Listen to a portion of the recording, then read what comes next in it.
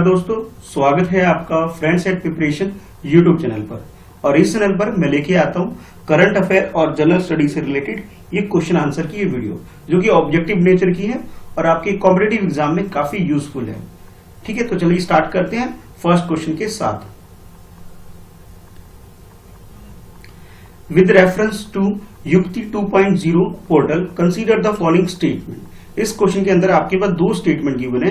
ये first statement है और उसके बाद ये सेकंड स्टेटमेंट, और आपसे नीचे पूछा जा रहा है which of the statement given above are correct. It means ये है कि आपको इन दोनों स्टेटमेंट के अंदर से करेक्ट स्टेटमेंट क्या है ये आइडेंटिफाई करना है।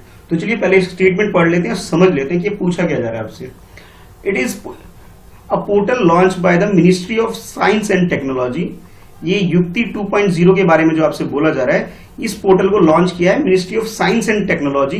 स्टेटमेंट 1 में आपको ये बताया जा रहा है, और स्टेटमेंट 2 में आपसे बताया जा रहा है it foster the culture of innovation. यानी कि ये जो चीजें ये करती है कि इनोवेशन के लिए हमें प्रमोट करती है, किस फील्ड में, and enterprise in the academic institution. यानी कि ये जो युक्ति 2.0 जो पोर्टल है ये लॉन्च किया गया है ministry of science and technology. First statement में ये बोला जा रहा है। सेकंड स्टेटमेंट में आपसे ये बोला जा रहा है कि ये जो पोर्टल लॉन्च किया गया है इसका मेन जो टारगेट है, यानी कि जो मेन मकसद है, एम है इसका, वो ये कि इनोवेशन किया जा सके, एक कल्चर ऑफ इनोवेशन हमारी कंट्री में आ सके इन फील्ड ऑफ एकेडमिक इंस्टीट्यूशन। यानी कि एकेडमिक इंस्टीट्यूशन है उसके अंदर इनोवेशन को मोटिवेट करने के लिए, प्रमोट करने के लिए इस पोर्टल को लॉन्च किया गया है। तो इस बेसिस पे आपके पास ये चार ऑप्शन है। ऑप्शन ए में बोला जा रहा है कि फर्स्ट स्टेटमेंट करेक्ट है, बी में आपसे बोला जा रहा है सेकंड स्टेटमेंट करेक्ट है, और सी में बोला जा रहा है आपसे कि दोनों स्टेटमेंट यानी फर्स्ट और सेकंड दोनों स्टेटमेंट करेक्ट है, और डी में आपसे बोला जा रहा है neither one not true. It means ये कि दोनों में से कोई सा भी स्टेटमेंट करेक्ट नहीं है, यानी कि गलत है। तो ये चार ऑप्शन है, चार ऑप्शन के अकॉर्डिंग अपना क्वेश्चन अटेम्प्ट करिए। तो इस क्वेश्चन का जो करेक्ट आंसर है, करेक्ट आंसर इसका बी है। बी का मतलब ये हुआ कि फर्स्ट स्टेटमेंट गलत हो गया और सेकंड स्टेटमेंट हमारा करेक्ट है। तो फर्स्ट स्टेटमेंट में जो आपसे बोला गया था ये ministry of science and technology ने इसे लॉन्च किया, ये गलत है, बल्कि इसे हमारी कंट्री में एचआरडी मिनिस्ट्री, एचआरडी का मतलब है यहाँ पे ह्यूमन रिसोर्स डेवलपमेंट मिनिस्ट्री, या फिर आप पहले जो एजुकेशन मिनिस्ट्री भी इसे बोला जाता था। यानी कि हमारी कंट्री के अंदर जो एजुकेशन मिनिस्ट्री है, ठीक है, एजुकेशन मिनिस्ट्री बोल लीजिए या फिर ह्यूमन रिसोर्स डेवलपमेंट मिनिस्ट्री बोल लीजिए। तो इसने ये लॉन्च किया है युक्ति 2.0 पोर्टल, और इस पोर्टल का जो अल्टीमेट एम है कि हमारी कंट्री के अंदर इनोवेशन का एक कल्चर क्रिएट हो जाए। क्योंकि आप लोग सब जानते हैं कोविड-19 की प्रॉब्लम की वजह से आजकल स्कूल, कॉलेज यानी कि एजुकेशन इंस्टीट्यूशन चल नहीं पा रहे हैं, तो उनके लिए जरूरी हो गया है कि ऑनलाइन क्लासेस हो, ताकि बच्चों का एजुकेशन यानी कि एकेडमिक्स सफर ना करे। उसके लिए ये किया गया गवर्नमेंट के द्वारा, यानी कि एचआरडी मिनिस्ट्री के द्वारा, कि उन्होंने युक्ति 2.0 एक पोर्टल लॉन्च किया जिसमें टीचर, एकेडमिक इंस्टीट्यूशन और जो भी एकेडमिक से रिलेटेड लोग हैं, यानी कि स्टूडेंट, फैकल्टी मेंबर्स, स्टार्टअप और अलग बाकी जो स्टेक होल्डर हैं जो कि हायर एजुकेशन इंस्टीट्यूशन से बिलोंग करते हैं, वो इस पोर्टल पर रजिस्टर कर सकते हैं अपने आप को, और नई नई टेक्नोलॉजी को यूज करके एकेडमिक फील्ड में एक अच्छा डेवलपमेंट, एक इनोवेशन लाया जा सके। यानी कि सेकंड स्टेटमेंट तो हमारा करेक्ट है, फर्स्ट स्टेटमेंट हमारा गलत है। तो इस वजह से आप कह सकते हैं ऑप्शन बी हमारा करेक्ट है। ठीक है, चलिए देखते हैं नेक्स्ट क्वेश्चन। नेक्स्ट क्वेश्चन में आपके पास ये 2 पेयर्स गिवन है। ये फर्स्ट कॉलम है आपके पास, ठीक है, जिसमें न्यू ईयर लिखा हुआ है, और सेकंड कॉलम में आपके पास है फेस्टिवल एंड रीजन। यानी कि ये है, आपको ये बोला गया कंसीडर द फॉलोइंग पेयर्स, यानी इन पेयर को ध्यान में देखिए और ध्यान में रखते हुए इसे मैच करिए कि करेक्टली मैच कौन सा है। जैसे आप नीचे पढ़ रहे हैं कि आपसे बोला जा रहा है कि करेक्ट मैच वाला पेयर कौन सा, आपको वो आइडेंटिफाई करना है। ठीक है, तो ये आपको आइडेंटिफाई करना है। तो यहाँ ये बोला जा रहा है कि नवरेह जो है ये बिलोंग करता है महाराष्ट्र से, ये फेस्टिवल, और लोसुंग जो फेस्टिवल है ये बिलोंग करता है लद्दाख से, और उसके बाद आसिरी जो फेस्टिवल है ये बिलोंग करता है बीच कच्छ से बिलोंग करता है। तो ये आपके पास 3 न्यू ईयर के फेस्टिवल के नेम गिवन है, और ये किस स्टेट से बिलोंग करते हैं ये आपको आइडेंटिफाई करना है। यानी कि ये चेक करना है कि कौन सा फेस्टिवल करेक्टली मैच है अपने स्टेट के साथ, ये आपको आइडेंटिफाई करना है इस क्वेश्चन के अंदर। और आपके पास जो ऑप्शन है, ऑप्शन ए में आपसे बोला जा रहा है कि भाई फर्स्ट यानी कि 1 जो है, यानी कि नवरेश की बात की जा रही है कि ये महाराष्ट्र से बिलोंग करता है, ये करेक्ट है अकॉर्डिंग टू ऑप्शन ए।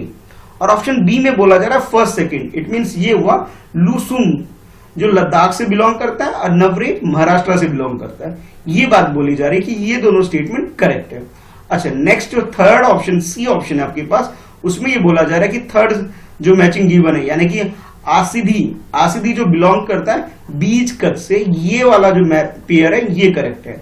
और लास्ट डी ऑप्शन में आपसे बोला जा रहा है कि 1 2 3, इट मींस ये तीनों के तीनों ऑप्शन जो है ये तीनों के तीनों पेयर करेक्ट है।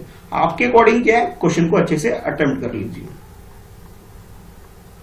तो इस क्वेश्चन का जो करेक्ट आंसर है सी है। सी का मतलब ये हुआ ओनली थर्ड स्टेटमेंट वो करेक्ट है, यानी कि ये जो आसिधी बीज है, ठीक है, आसिधी बीज जो है ये बिलोंग करता है बीज कच्छ से। बीज कच्छ कहां पर है, ये गुजरात के अंदर एक रीजन है कच्छ, वहां पर ये फेस्टिवल सेलिब्रेट होता है न्यू ईयर में, यानी कि हिंदी कैलेंडर के हिसाब से, यानी कि हमारी कंट्री में गुजरात राज्य में जो कि वेस्टर्न इंडिया में आता है, वहां पर ये फेस्टिवल सेलिब्रेट होता है। ये वाला जो पेयर है बिल्कुल करेक्ट है। बाकी जो दो पेयर थे बिल्कुल गलत थे। गलत क्या थे, नवरेह जो फेस्टिवल की अगर हम बात करें, ये महाराष्ट्र से बिलोंग नहीं करता, बल्कि ये बिलोंग करता है कश्मीर से बिलोंग करता है, यानी कि ये हमारी कंट्री में JNK जो यूटी है JNK, ये वहां से बिलोंग करता है। मेनली ये कश्मीर से बिलोंग करता है, आप ये बोल सकते हैं, ठीक है। और ये सेलिब्रेट कब होता है, ये बिल्कुल फर्स्ट डे, यानी कि जो फर्स्ट डे होता है चैत्र नवरात्रि का, यानी कि जो अप्रैल के आसपास जो नवरात्रे आते हैं हमारी कंट्री में, जो फेस्टिवल होता है हिंदू धर्म में, तो उसका जो फर्स्ट डे होता है उस दिन ये सेलिब्रेट होता है नवरेह फेस्टिवल। और कहां होता है, कश्मीर में होता है, यानी कि कश्मीर से बिलोंग करता है ये फेस्टिवल। अच्छा, उसके बाद जो सेकंड स्टेटमेंट आपको दिया गया था लॉसुंग जो है ये फेस्टिवल लद्दाख से नहीं बिलोंग करता, बल्कि ये सिक्किम से बिलोंग करता है। अब ये यहाँ पे इसे एक और नाम से जाना जाता है, इसे नामसुंग के नाम से भी जाना जाता है। यानी कि अगर आपसे क्वेश्चन में ऐसा पूछ लिया जाए लॉसुंग फेस्टिवल किससे बिलोंग करता है, या फिर यूं बोलूं नामसुंग फेस्टिवल कहां से बिलोंग करता है, तो ये हमारी कंट्री के जो 8 सिस्टर बोला जाता है, 7 सिस्टर प्लस 1 ब्रदर, यानी कि जो सिक्किम स्टेट है हमारी कंट्री के अंदर, वहां से बिलोंग करता है, उसका ये फर्स्ट ये न्यू ईयर का होता है। और ये जो सेलिब्रेट किया जाता है ये एक तरह से हार्वेस्ट फेस्टिवल है, यानी कि जब नई फसल आती है तब ये सेलिब्रेट किया, लगभग अप्रैल के आसपास इसे सेलिब्रेट किया जाता है हमारी कंट्री के अंदर, ठीक है। यानी कि ये लद्दाख से ना बिलोंग करके ये कश्मीर से बिलोंग करता है। तो इस हिसाब से आप बोल सकते हैं तो करेक्ट आंसर हमारा सी, यानी कि थर्ड स्टेटमेंट करेक्ट हो गया, बाकी दो स्टेटमेंट गलत है। गलत क्यों, आई होप आपको समझ में आ गया होगा, ठीक। चलिए देखते हैं नेक्स्ट क्वेश्चन।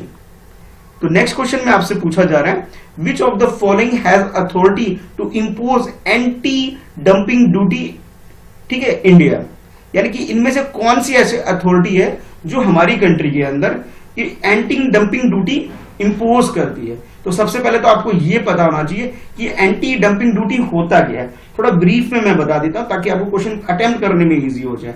कई बार क्या होता है कि दूसरी कंट्री से, सपोज चाइना से कोई प्रोडक्ट इंपोर्ट हो रहा है, और जब वो इंपोर्ट होता है तो वो लोग क्या करते हैं, हमारी कंट्री में सपोज करिए कि कोई एक प्रोडक्ट ए है और इसका कॉस्ट हमारी कंट्री के अंदर 500 है और चाइना इस प्रोडक्ट को 400 में सेल कर रही है, तो इससे क्या होगा, तो हमारी कंट्री में जो 500 चार्ज किया जा रहा है ₹5, कोई भी परचेज नहीं करेगा। सब लोग किससे परचेज करेंगे, 400 वाले से परचेज करेंगे, ठीक है। इससे क्या होगा, जो हमारे यहाँ जो इंडस्ट्री है उससे नुकसान होगा, यानी कि हमारे यहाँ जो भी प्रोडक्शन से रिलेटेड जो वर्कर हैं या कंपनी है, इंडस्ट्री है, सबका नुकसान होगा। तो ये हमारी इंडस्ट्री पर एक प्रेशर क्रिएट हो जाएगा। और तो और हमें क्या इंपोर्ट करने से क्या होगा कि हमारी पास जो इंटरनेशनल रिजर्व है, यानी कि $, जो इंटरनेशनल रिजर्व है, तो ये भी क्या होगा, ये बाहर चला जाएगा। तो इससे हमें हमारी कंट्री को प्रॉब्लम हो सकती है। तो इस वजह से एंटी डंपिंग ड्यूटी हमारी कंट्री में इंपोज किया जाता है। तो अब आप बताइए कि भी कौन से ऐसे इंस्टीट्यूशन है जो इसे इंपोज करती है। तो 4 ऑप्शन है आपके पास। ऑप्शन ए में आपसे बोला जा रहा है director general of commercial intelligence, यानी कि ये इंस्टीट्यूशन है जो इसे इंपोज करती है according to option A. Option B में आपसे बोला जा रहा है director general of trade remedies, ये इसे इंपोज करती है अकॉर्डिंग टू ऑप्शन बी में। सी ऑप्शन में बोला जा रहा है एक्सरसाइज डिपार्टमेंट, यानी कि जो एक्सरसाइज ड्यूटी चार्ज करती है डिपार्टमेंट, वो इसे इंपोज करती है। और लास्ट ऑप्शन डी में आपसे बोला जा रहा है कंपटीशन कमीशन ऑफ इंडिया, ये इसे इंपोज करती है। तो ये 4 ऑप्शन थे, 4 ऑप्शन में से आप जो भी लग रहा है सही उसे अटेम्प्ट करिए। तो इस क्वेश्चन का जो करेक्ट आंसर हो जाएगा, करेक्ट आंसर आपका इसका हो जाएगा बी। बी का मतलब ये हुआ कि director general of trade remedies, ये इंपोज करती है हमारी कंट्री में एंटी डंपिंग ड्यूटी, यानी कि जो बाहर से कोई भी प्रोडक्ट अगर हमारी कंट्री में इंपोर्ट हो रहा हो, ठीक है, तो क्या करते हैं ये इंस्टीट्यूशन, ये क्या करती है, मान लीजिए जैसे मैंने आपको एग्जांपल दिया था कि 400 का चाइना से आ रहा है, हमारी कंट्री में 500 का मिलता है, तो वो क्या करती है इसमें 100 रुपीज का एक्स्ट्रा एक चार्ज इंपोज कर देती है, ताकि ये जो 500 यहां भी 500 का मिले, हमारे यहाँ पे जो इंडस्ट्री वो भी 500 में सेल कर सके, और इनको तो 500 ही मिलेगा, लेकिन ये 100 क्या करेगी गवर्नमेंट अपने पास रख लेगी चार्ज, और इसे वेलफेयर स्कीम में यूज करेगी, और फिर ये इनको भी बेनिफिट हो गया कि उनका प्रोडक्ट बिकने लग जाएगा, और गवर्नमेंट को भी बेनिफिट होगा, तो इसलिए इसे इंपोज किया जाता है। अभी रिसेंटली इंडिया ने, हमारी कंट्री ने चाइना, वियतनाम और साउथ कोरिया के ऊपर एंटी डंपिंग ड्यूटी इंपोज किया है, यानी कि कोई भी वियतनाम, साउथ कोरिया और चाइना से कोई भी प्रोडक्ट मंगवाएगा तो उसे एंटी डंपिंग ड्यूटी भी एक्स्ट्रा देनी पड़ेगी, और ये कौन करती है, ये करती है director general of trade remedies, ठीक है। और ये जो इंस्टीट्यूशन है ये हमारी कंट्री में एक अपेक्स बॉडी है, अपेक्स बॉडी का मतलब होता है हाईएस्ट अथॉरिटी है हमारी कंट्री में, ये नेशनल अथॉरिटी है जो कि आती है ministry of commerce and industry के अंदर। ये किसके अंदर आती है, मिनिस्ट्री ऑफ कॉमर्स और इंडस्ट्री जो हमारी कंट्री के अंदर है उसके अंदर आती है। आपको ये बताना है भाई, आज के लिए क्वेश्चन रहेगा, इसके फिलहाल यानी करंट टाइम पे इसके मिनिस्टर कौन है ये बताना है आपको, ठीक है। करंट मिनिस्टर भी बता सकते हैं, और इसके अलावा जिसके फर्स्ट मिनिस्टर थे, यानी कि हमारी कंट्री में जब ये मिनिस्ट्री बनाई गई थी कॉमर्स एंड इंडस्ट्री, तो इसके फर्स्ट मिनिस्टर कौन थे ये भी मुझे कमेंट बॉक्स में आप बताइएगा, ठीक है। चलिए देखते हैं नेक्स्ट क्वेश्चन। नेक्स्ट क्वेश्चन में आपसे पूछा जा रहा है, consider the following statement regarding anti defection law in India. अभी एंटी डंपिंग ड्यूटी के बारे में डिस्कस किया था, अब नेक्स्ट क्वेश्चन कुछ मिलता जुलता है, बस टाइटल से मिलता है लेकिन फैक्ट्स नहीं मिलता है। फैक्ट उधर वो था, जो क्वेश्चन था वो आपका इंडस्ट्री इकोनॉमी से रिलेटेड क्वेश्चन था, ये पॉलिटी से रिलेटेड क्वेश्चन है, दोनों में एंटी वर्ड बस सेम, उससे ज्यादा कुछ नहीं। एंटी डिफेक्शन लॉ है, इसके बारे में आपसे क्वेश्चन पूछा जा रहा है। तो यहाँ पे आपके पास दो स्टेटमेंट गिवन है, ये फर्स्ट स्टेटमेंट है और ये सेकंड स्टेटमेंट है, ठीक है। और नीचे आपसे बोला जा रहा है कि करेक्ट स्टेटमेंट क्या है ये आइडेंटिफाई करना है। तो फर्स्ट स्टेटमेंट की अगर बात करें, इसमें बोला जा रहा है 12th schedule of Indian constitution, यानी कि हमारी कंट्री के अंदर जो 12th शेड्यूल है, ठीक है, उसके अंदर 52 अमेंडमेंट किया गया था, जो कि पॉलिटिकल पार्टी जो होते हैं उसके डिफेक्शन से रिलेटेड है, ठीक है। यानी कि ये जो अमेंडमेंट आया था to combat the evil of political evil, एक तरह से आप कह सकते हो जो एंटी डिफेक्शन लॉ लेके आई थी। यानी कहने का मतलब ये है कि पुराने टाइम पे क्या होता था कि कोई भी मिनिस्टर या फिर एमपी या एमएलए होते, वो लोग क्या करते थे, अक्सर पार्टी को चेंज कर लिया करते थे। इसकी वजह से क्या होता, गवर्नमेंट गिर जाती थी। तो इसको स्टेबल बनाने के लिए हमारी कंट्री में 52nd अमेंडमेंट किया गया था, और वो बताया जा रहा है ये 12th शेड्यूल के अंदर आता है। ऑप्शन ए में ये बोला जा रहा है, सॉरी स्टेटमेंट 1 में ये बोला जा रहा है, और स्टेटमेंट 2 में आपसे बोला जा रहा है एनी क्वेश्चन रिगार्डिंग डिस्क्वालिफिकेशन, यानी कि किसी को डिस्क्वालीफाई करने से related due to the defection is decide by the presiding officer of the house of the advice of the election commission of India. यानी कि वो जो एमपी एमएलए है वो अगर वो ऐसा काम करते हैं तो उसे क्या किया जाएगा, उसे डिस्क्वालीफाई कर देगा, और ये डिस्क्वालीफाई का जो क्वालिफिकेशन का जो एक्शन लिया जाएगा, डिसीजन लिया जाएगा, ये बताया जा रहा है कि ये प्रिजाइडिंग ऑफिसर लेगा, किसकी एडवाइस पे, इलेक्शन कमीशन जो होगा हमारी कंट्री, यानी कि हमारी कंट्री के अंदर जो इलेक्शन कमीशन ऑफ इंडिया है, शॉर्ट में जिसे ईसीआई बोलते हैं, इसके एडवाइस पे उसे डिस्क्वालीफाई करेगा, ये बोला जा रहा है सेकंड स्टेटमेंट के अंदर, ठीक है। अब आपको क्वेश्चन अटेम्प्ट करना है, बताना है कि अगर फर्स्ट स्टेटमेंट करेक्ट लग रहा है आपको तो ऑप्शन ए आपका आंसर होगा, सेकंड स्टेटमेंट करंट सही लग रहा है आपको, करेक्ट लग रहा है तो ऑप्शन बी हो जाएगा। अगर आपको लगता है दोनों स्टेटमेंट करेक्ट है तो सी ऑप्शन हो जाएगा। अगर आपको लगता है नहीं भाई दोनों ही स्टेटमेंट गलत है तो ऑप्शन डी हो जाएगा। तो आपके अकॉर्डिंग करेक्ट आंसर क्या है, क्वेश्चन को अटेम्प्ट कर लीजिए। तो इस क्वेश्चन का जो करेक्ट आंसर इसका डी है। डी का मतलब ये हुआ फर्स्ट और सेकंड दोनों ही स्टेटमेंट गलत है, यानी कि ना तो पहला स्टेटमेंट सही है ना ही दूसरा सही है।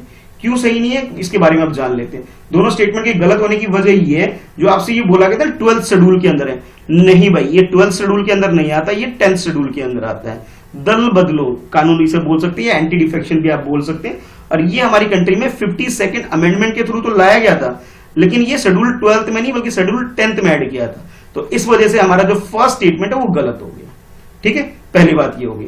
अच्छा, दूसरी बात जो आपसे सेकंड स्टेटमेंट की गलत होने की वजह ये है आपके पास कि जैसा इसमें बोला गया था कि भी इलेक्शन कमीशन ऑफ इंडिया के एडवाइस पे, जो बोला जा रहा है इसके एडवाइस पे, ये भी गलत हो गया। इलेक्शन कमीशन ऑफ इंडिया के एडवाइस पे नहीं, बल्कि ये अगर ये क्या नाम एमपी की अगर हम बात करें, मेंबर ऑफ पार्लियामेंट की अगर हम बात करें, तो ये प्रेसिडेंट के एडवाइस पे, ठीक है, उसकी बात की जा रही है डिस्क्वालिफिकेशन के लिए। और अगर एमएलए की बात करें तो ये गवर्नर के पास ये पावर होती है कि वो एडवाइस करता है डिस्क्वालिफिकेशन के लिए। यानी कि अगर हम स्टेट लेजिस्लेचर की बात करें, यानी कि मेंबर ऑफ लेजिस्लेटिव असेंबली की बात करें, तो ये गवर्नर के पास ये राइट है। अगर हम क्या नाम सेंट्रल गवर्नमेंट की बात करें, यहाँ बात करें तो मेंबर ऑफ पार्लियामेंट की अगर मैं बात करूं तो प्रेसिडेंट के पास ये राइट होता है। यानी कि इलेक्शन कमीशन ऑफ इंडिया के पास ये राइट नहीं है, ठीक है। तो ये प्रेजाइडिंग ऑफिसर को रिकमेंड करते हैं कि भाई इसको डिस्क्वालिफिकेशन किसको करना है, किसको नहीं करना, ठीक है। तो दोनों स्टेटमेंट गलत हो गया। अब थोड़ी सी बात आपको ये याद रखनी है कि ये जो अमेंडमेंट आया था किस वजह से आया था। तो 1992 के अंदर एक केस था, किहतो मोलाहन केस। इस केस की वजह से ये जो क्वेश्चन रेज किया गया था, तब जाकर के इस एंटी डिफेक्शन लॉ को हमारी कंट्री में लाया गया था। और ये बोला गया था कि अब इसे कोर्ट में भी चैलेंज किया जा सकता है, ठीक है। यानी कि अगर किसी को डिस्क्वालीफाई कर दिया गया स्टेट गवर्नमेंट की उसमें से या फिर सेंट्रल गवर्नमेंट की उसमें से किसी भी एमएलए या एमपी को अगर मतलब डिस्क्वालीफाई कर दिया गया, तो उसके पास पावर होती है कि वो क्या कर सकता है, इसे इसके रिगार्डिंग में जुडिशियल रिव्यू तक जा सकता है। यानी कि उसे कोर्ट में भी फाइल कर सकता है और कोर्ट से भी उसे लगता है सेटिस्फाइड डिसीजन नहीं मिल रहा है, तो वो उसे जुडिशियल रिव्यू भी डाल सकता है। जुडिशियल रिव्यू क्या होता है, जब सुप्रीम कोर्ट फाइनल डिसीजन ले लेती है, यानी कि हाईएस्ट अथॉरिटी हमारी कंट्री के अंदर सुप्रीम कोर्ट है, तो सुप्रीम कोर्ट का भी डिसीजन अगर उनको लगता है सही नहीं है, तो वो जुडिशियल रिव्यू में इसे पिटीशन को डाला जा सकता है। तो करेक्ट आंसर हमारा डी हो गया। डी का मतलब है दोनों स्टेटमेंट गलत है। चलिए देखते हैं नेक्स्ट क्वेश्चन। नेक्स्ट क्वेश्चन में आपसे पूछा जा रहा है, with reference to the government e market place consider the following. यानी कि ई मार्केट प्लेस से रिगार्डिंग आपके पास ये क्वेश्चन है, और यहां आपके पास ये दो स्टेटमेंट गिवन है, ये फर्स्ट स्टेटमेंट है, ये सेकंड स्टेटमेट है, और आपसे पूछा जा रहा है करेक्ट स्टेटमेंट क्या है ये बताइए, ठीक है। चलिए एक एक करके स्टेटमेंट देख लेते हैं। फर्स्ट स्टेटमेंट में बोला जा रहा है, it is one stop national public prosecutor portal. यानी कि ये वन स्टॉप, यानी कि एक ही जगह पर सारी फैसिलिटी मिल जाएगी। अगर हम बात करें नेशनल पब्लिक प्रोसिक्यूटर पोर्टल की, ठीक है, एक ही जगह पर आपको सारी फैसिलिटी मिल जाएगी रिगार्डिंग गुड्स एंड सर्विस, ठीक है, गुड्स एंड सर्विस से रिलेटेड, ये जो कि सेंट्रल एंड स्टेट गवर्नमेंट से रिलेटेड होगी। अच्छा, दूसरा ये बोला जा रहा है, ये जो ऑपरेट की जाएगी पोर्टल, ये मिनिस्ट्री जिसके अंदर इन्वॉल्व है वो है ministry of commerce and industry. यानी कि एक तरह से ई मार्केट एक ई पोर्टल है जिसे कंट्रोल या ऑपरेट जो करेगी ministry of commerce and industry control करेगी, और इसके अंदर एक ही जगह पर गुड्स एंड सर्विस से रिलेटेड जो भी प्रॉब्लम है, चाहे वो स्टेट गवर्नमेंट की हो या सेंट्रल गवर्नमेंट से रिलेटेड हो, सारी डील की जाएगी। ये दो बात कही गई है आपको इन दो स्टेटमेंट के अंदर। तो अब आपको ये बताना है करेक्ट स्टेटमेंट क्या है। अगर आपको लगता है फर्स्ट स्टेटमेंट करेक्ट है तो आपका ऑप्शन ए हो जाएगा, आपको लगता है सेकंड स्टेटमेंट करेक्ट तो ऑप्शन बी हो जाएगा, अगर आपको लगता है दोनों स्टेटमेंट करेक्ट है तो ऑप्शन सी हो जाएगा, अगर आपको लगता है नहीं भाई दोनों ही स्टेटमेंट गलत है, इट मींस आपका जो ऑप्शन डी हो जाएगा। तो इस तरह से आप क्वेश्चन को अटेम्प्ट करिए। तो इस क्वेश्चन आई होप आपने क्वेश्चन अटेम्प्ट कर लिया होगा। तो क्वेश्चन का जो करेक्ट आंसर है, करेक्ट आंसर इसका सी हो गया। सी का मतलब ये हुआ कि बोथ द स्टेटमेंट, यानी कि फर्स्ट एंड सेकंड दोनों ही करेक्ट है। यानी कि अगर हम बात करें ई पोर्टल की, ठीक है, ई मार्केट प्लेस पोर्टल की अगर हम बात करें तो ये किसके अंदर आती है, इसे जो ऑपरेट करती है वो करती है ministry of commerce and industry, इसे ऑपरेट करते हैं, और इसे 2016 में से लॉन्च किया गया था ताकि ट्रांसपेरेंसी आ सके और एफिशिएंसी आ सके गवर्नमेंट के काम करने के स्टाइल में, या फिर बाइंग प्रोसेस के अंदर आप ये बोल सकते हो, ठीक है। और ये जो इंप्लीमेंट की जाती है जिसके अंदर ये लागू होता है वो सारे सेंट्रल गवर्नमेंट और स्टेट गवर्नमेंट के अंदर जितने भी डिपार्टमेंट है, ठीक है, department, organisation, public sector undertaking यानी पीएसयू, सब के अंदर ये लागू होता है। तो करेक्ट आंसर हमारा सी हो गया, ठीक है। तो अब आप लोग कमेंट करके बताइएगा कि आपने कितने क्वेश्चन के आंसर सही करे। और मैंने जो आपसे क्वेश्चन पूछा था, एक क्वेश्चन कि ministry of commerce and industry के मिनिस्टर कौन है, करंट मिनिस्टर, ठीक है, करंट मिनिस्टर, और फिर करंट मिनिस्टर बताना है आपको, और इसका जो फर्स्ट मिनिस्टर है दोनों आपको बताना है, ठीक है। चलिए फिर मिलते हैं नेक्स्ट वीडियो में। आज की इस वीडियो में इतना ही है। और हाँ, अगर पहली बार वीडियो को देख रहे हैं तो भाई चैनल को सब्सक्राइब जरूर कर लीजिए, वीडियो को लाइक करिए और अपने फ्रेंड्स में ज्यादा से ज्यादा इसे शेयर जरूर करिए।